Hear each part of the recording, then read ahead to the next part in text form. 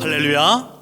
하나님의 크신 사랑이 이 새벽에 우리 가운데 가득한 줄 믿습니다. 오늘 우리는 시편 55편 1절로 23절의 본문을 통하여 내 백성은 내가 책임진다 라는 제목으로 하나님의 말씀을 함께 나누도록 하겠습니다.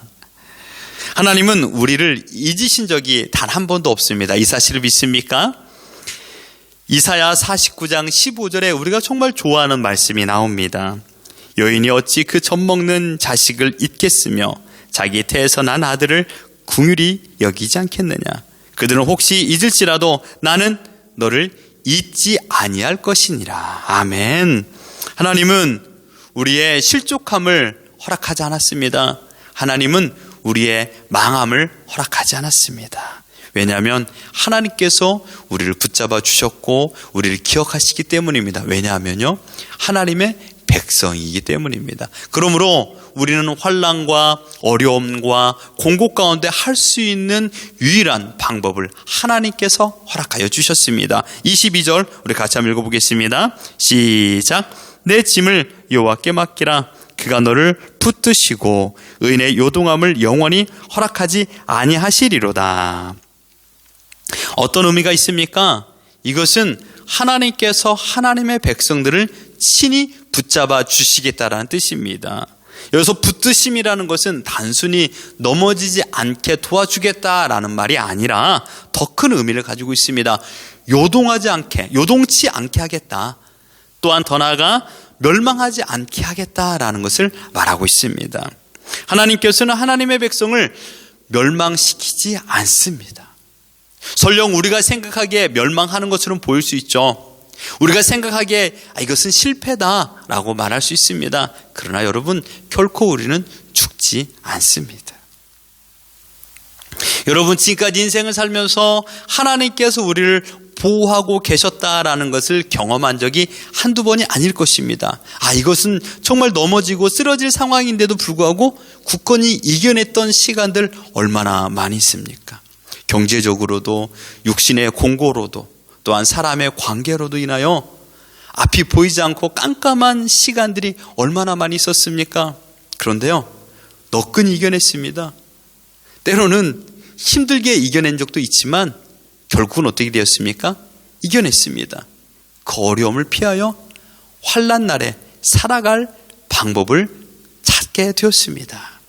누군가의 도움이 있었던 것이 분명한 것이죠. 어떤 이가 도와주었습니까?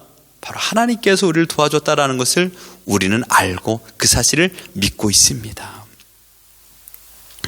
우리뿐만 아닙니다. 성경에 나와 있는 이스라엘의 모든 역사는 어떻습니까? 하나님의 돌봄의 인생이었습니다. 애굽에서의 출애굽, 또한 광야에서 생활, 북이스라엘과 남유다의 모든 기거했던 시간들, 대표적으로 보면 우리가 아수르 강대국이 이스라엘 백성을 침범하였을 때를 우리는 생각해 볼 수 있습니다. 그것은 충동적인 전쟁이 아니었습니다. 사네립은 충동적으로 이스라엘을 공격한 것이 아니라 철저한 계획 속에 오로지 예루살렘 성, 수도를 공격하게 되었습니다. 최종 공격, 그 방법은 인해의 전술이었죠. 모든 성을 에워싸고 그리고 이 예루살렘을 아사 작전, 다 아무 음식을 공급하지 아니함으로 죽이겠다라는 그런 엄청난 작전을 펼칠 계획을 세우고 있었던 것입니다. 실행에 옮겼습니다. 모두가 죽을 위기에 있었죠.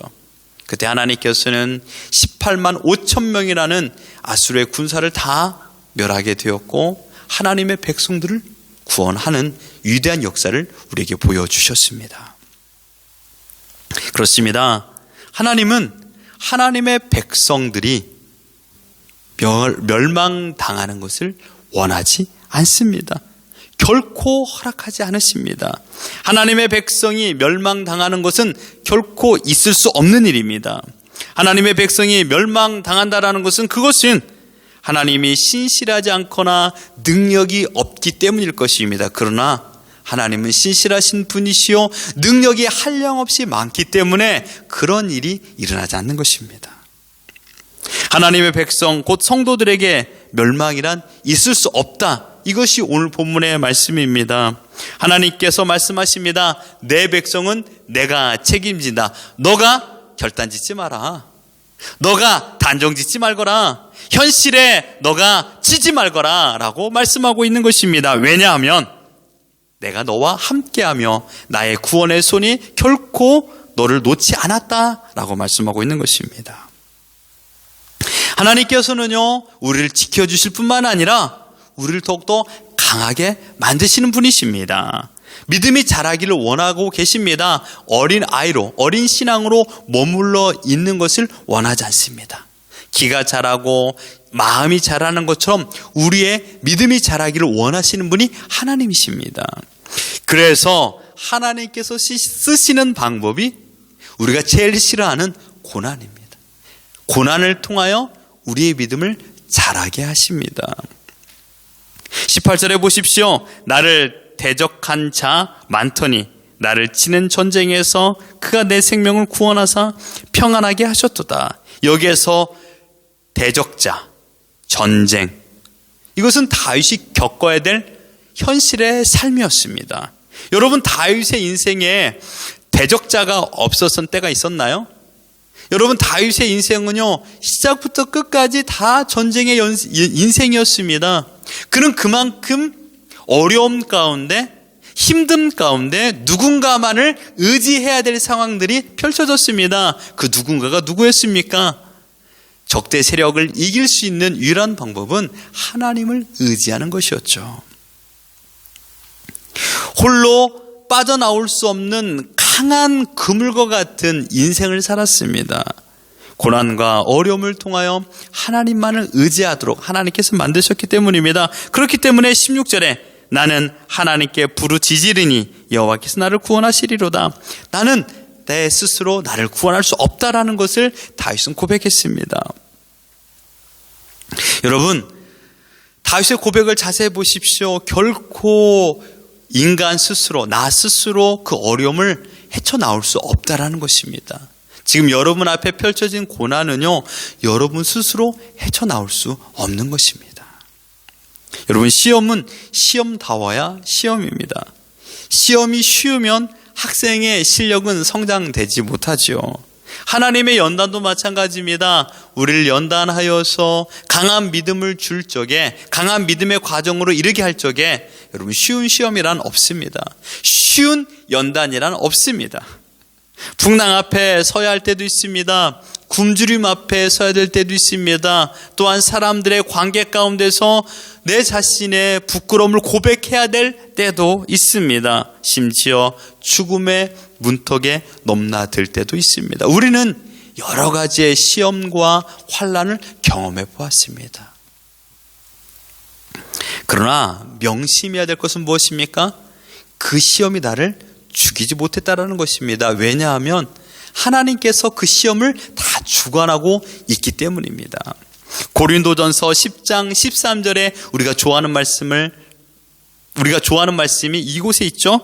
사람이 감당할 시험 밖에는 너에게 당한 것이 없나니 오직 하나님은 미쁘사 너희가 감당치 못할 시험 당함을 허락지 아니하시고 시험 당할 즈음에 또한 피할 길을 내사 너희로 능히 감당하게 하시느니라. 믿습니까? 하나님께서 시험을 주관하십니다. 우리가 감당할 수 있을 만큼의 시험을 주시고요, 시험 당할 때 피할 길을 제시하시는 분이십니다. 누굽니까? 피할 길이요, 하나님이시죠. 시험을 당할 때마다 하나님께 거하기만 하면 우리는 그 시험을 통과할 수 있고 감당할 수 있는 것입니다. 그러므로 다윗은 이 연단과 시험 가운데 하나님께 피하는 법을 우리에게 가르쳐주고 있습니다. 1절을 보십시오. 하나님이여 내 기도에 귀를 기울이시고 내가 간구할 때 숨기지 마소서. 2절에도 내게 굽히사 응답하소서. 내가 근심으로 편하지 못하여 탄식합니다 라고 말했습니다. 여러분, 근심, 탄식, 또한 괴로움, 간구할 수밖에 없는 상황들, 이 모든 어려움이죠. 그러나 그 어려움 속에서 하나님께서 우리에게 주셨던 유일한 방법, 피할 길과 감당할 만한 힘은 하나님을 찾는 것이요, 하나님을 바라보는 것입니다. 대부분의 사람은요, 시련과 고통이 찾아오면 기도 대신 원망을 꺼내듭니다. 여러분, 이 원망은 하나님 앞에 커다란 죄입니다. 원망은 하나님의 마음을 아프게 하는 것입니다. 다윗은 원망 대신 하나님께 기도했습니다. 하나님의 자녀의 신앙 성장의 가장 중요한 것은 원망이 아닙니다. 불평이 아닙니다. 기도입니다. 기도는 그러므로 하나님 앞에 나의 아픔과 괴로움을 하나님께 올려드리는 것입니다. 모든 성경의 사람은 기도의 사람들이었습니다. 여러분, 기도 이상의 삶은 펼쳐지지 않습니다. 기도는 죄인이 하나님을 만나는 가장 거룩한 시간입니다. 그러므로 신앙은 기도 깊이만큼 깊어집니다.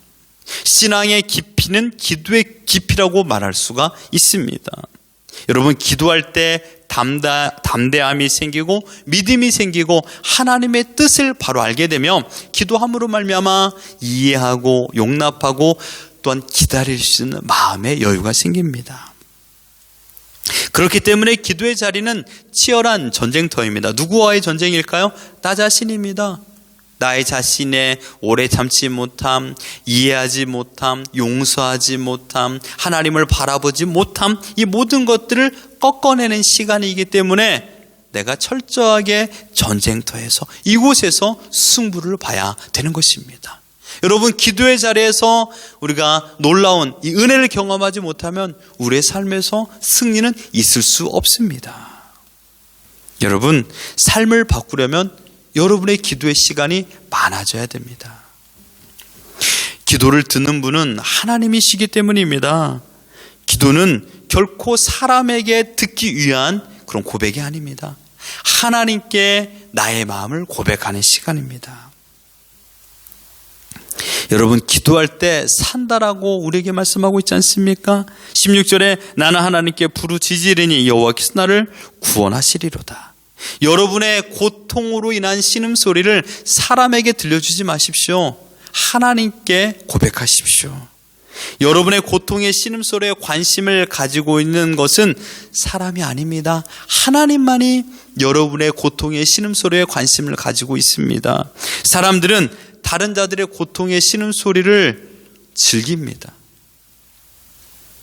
위로나 해결책을 제시하지 않고 걱정해 주기는 합니다. 그러나 그들에게 해결책은 없습니다. 하지만 우리 하나님은 그렇지 않습니다. 내 기도 소리에 귀를 기울이시는 분이신 줄 믿습니다.